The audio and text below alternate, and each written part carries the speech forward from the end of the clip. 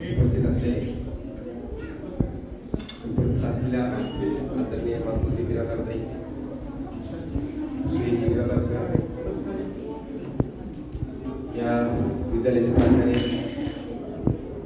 त्यासोबत आलेले माझे श्री लक्ष्मण कोलगीर, समोर असलेले विद्यार्थी आणि शिक्षक बंधू भगिनी, अतिशय सुंदर असा हा कार्यक्रम आपण या ठिकाणी आयोजित केला आहे. लहान लहान मुलांना मंच उपलब्ध करून देणे, त्यांच्यामध्ये संस्काराचं बीजारोपण करणे ही अतिशय आनंदाची आणि गौरवाची बाब आहे. शाळा बऱ्याच बघित असतात. माझी 2 मुले या शाळेमध्ये शिकतात आणि मग माझे एक मित्र आहेत, त्यांचं आता मी नाव सांगतो, त्यांचंही पाल्य या शाळेत आहे. त्यांनी सगळ्या उदगीरच्या शाळेचा सर्वे केला, मुलं कुठे ठेवायचे, आणि मला यांनी सांगितलं की आपलं जीकेच बेस्ट आहे. आणि मग आम्ही जीकेमध्येच आमच्या दोन्ही मुलांना ठेवलंय. मी काही लांबलचक भाषण करणार नाही. आज मराठी भाषा गौरव दिन आहे. मराठी तुमची माझी मातृभाषा आहे, आईची भाषा आहे.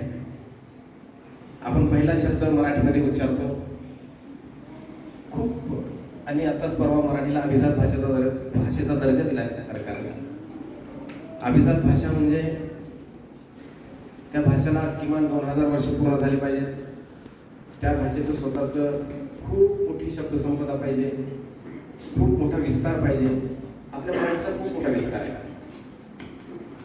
8 कोटी लोक मराठी बोलतात. जगातल्या प्रत्येक कानाकोपऱ्यात मराठी बोलली जाते. महाराष्ट्राच्या, देशाच्या प्रत्येक राज्यात मराठी बोलली जाते. संत ज्ञानेश्वर असतील, चक्रधर स्वामी असतील, महानुभाव पंत असेल, वारकरी संप्रदाय असेल, यांनी मराठीचे बीजारोपण महाराष्ट्राच्या लोकांच्या मनामनात केले.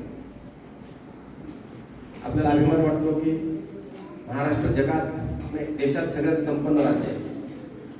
कुठलेही राज्य घ्या, आपल्याकडे मला वाटतं 28 राज्य आहेत.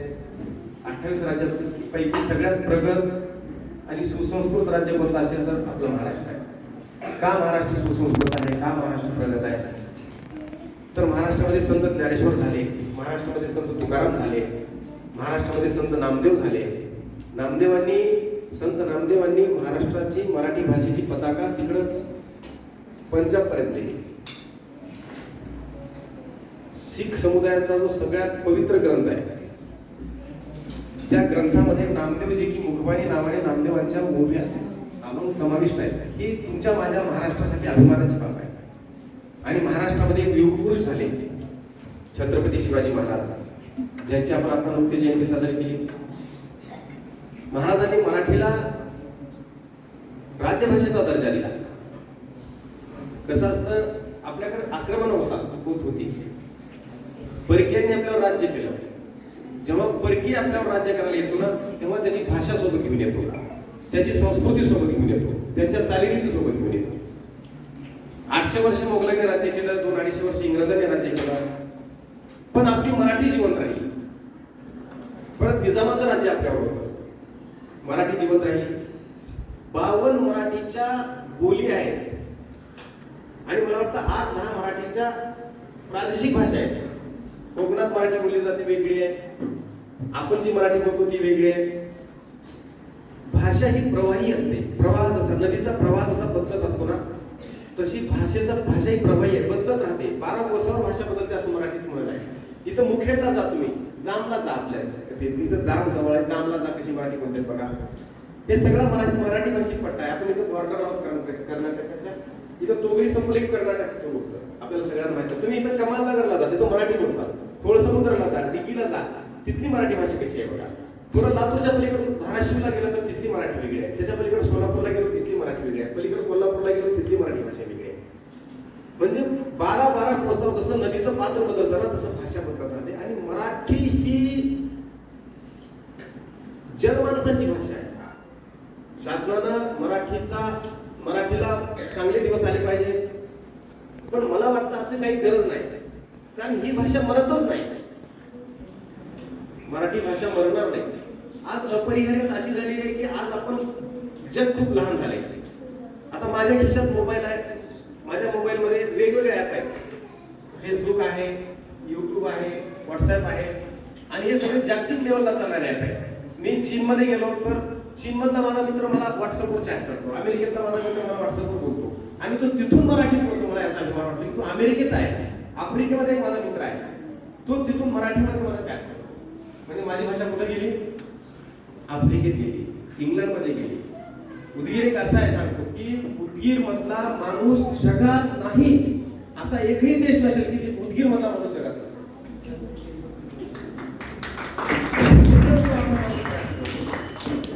आणि मग जसं भाषा जसं नदी पुढे पुढे जात असताना जसं रूप जसं पात्र बदलते तसं तिचं रूप मोठं होत असते, विशाल होत असतं.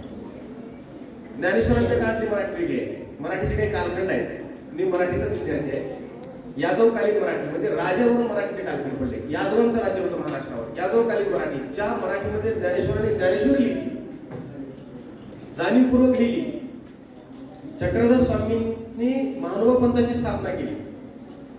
चक्रधर स्वामींनी शिष्य समुदाय जमा केला आणि 5 ग्रंथ लिहून काढले. कशात लिहिले? मराठीत लिहिले. नागदेवाचार्य नावाचे एक आचार्य होते. नागदेवाचार्यांना लोकांनी सांगितले की तुम्ही संस्कृत मध्ये लिहा. तर नागदेवाचार्यांनी एक वाक्य उच्चारलं, ऐतिहासिक वाक्य आहे, तुमचा अस्मात कस्मात मी नेण्याची का मग श्री चक्रधरी निरूपिली मराठीत या दिवसा. मला चक्रधर स्वामी सांगितले की मराठीत लिहा आणि मी मराठीत लिहिणार. संस्कृत पासून मराठी आली. भाषेचे 2 ग्रुप आहेत भारतामध्ये. एक तिकडे द्रविड ग्रुप आहे आणि इकडे अँग्लो इंडियन ग्रुप आहे.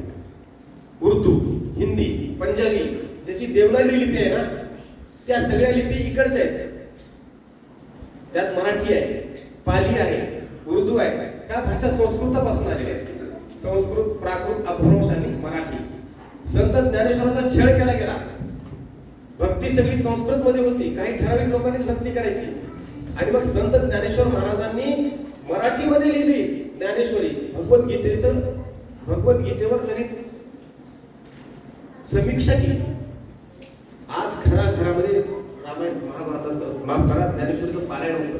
आता थोडं कमी झालं, हे प्रसार माध्यम आले, टीव्ही आला, व्हॉट्सअप आला, भानगडी वाढल्या. पण माझे आजोबा असतील, माझे वडील असतील, ज्ञानेश्वरीच्या 5 ओव्या वाचल्याशिवाय जेवण करायचे नाही. प्रत्येक घरात ज्ञानेश्वरीचं पारायण होतं. ज्ञानेश्वरांना विचारलं की तुम्ही कसं लिहिणार आहेत मराठीमध्ये, तेव्हा ज्ञानेश्वरांनी सांगितलं की माझा मराठाची बोलू कौतुके परी अमृता तेही पैजा जिंके ऐसे रसिके अक्षर रसिके मिळविन. म्हणजे अशी अक्षराची योजना करेन मी, असं मराठीमध्ये लिहीन की ती लोकांपर्यंत पोहोचेल, लोकांना समजेल. आणि तसंच झालं. तुकाराम महाराजांनी लिहिलं, एकनाथ महाराजांनी लिहिलं आणि म्हणून ही मराठी अशीच पुढे जाणार आहे. रूप बदलेल. अनेक इंग्रजीचे शब्द मराठीत येतील. आज आपली आई, माझी आई अडाणी आहे, पण मोबाईलला मराठीत काय म्हणतात मलाही माहित, भ्रमणध्वनी म्हणतात. माझ्या आईलाही माहित नाही मराठीत काय म्हणतात मोबाईलला. अडाणी असलेले मराठीत मोबाईलच नव्हते, म्हणजे मराठी मोबाईल झाला ना. मोबाईल मराठी झाला. टेबलला काय म्हणतात सांगा मराठीमध्ये? या टेबलला 90% लोकांना माहित नाही मराठीमध्ये टेबलला काय म्हणतात. टेबल इंग्रजीचा मराठी झाला. ही अपरिहार्यता आहे. ही दुसरी भाषा आपल्याला येणारच आहे. तिचे शब्द आपल्याला जुळणार नाही आणि आपल्या मराठीचा विस्तार वाढत जाणार आहे. जास्त काही बोलणार नाही. या प्रसंगी आपण आम्हाला बोलवलं आणि सन्मान केला, 2 शब्द बोलण्याची संधी दिली आणि चिमुकल्यांचं हे सगळं बघून खूप कौतुक वाटलं. मी आपल्या शाळेला भरभरून शुभेच्छा देतो. काही असेल, कधी काही असेल तर आपण कधी आम्हाला बोलू शकता. सदैव आपल्या मदत करण्यात आम्हाला आनंद वाटेल. एवढाच शब्द या ठिकाणी देतो आणि 2 शब्द संपवतो. जय हिंद, जय महाराष्ट्र.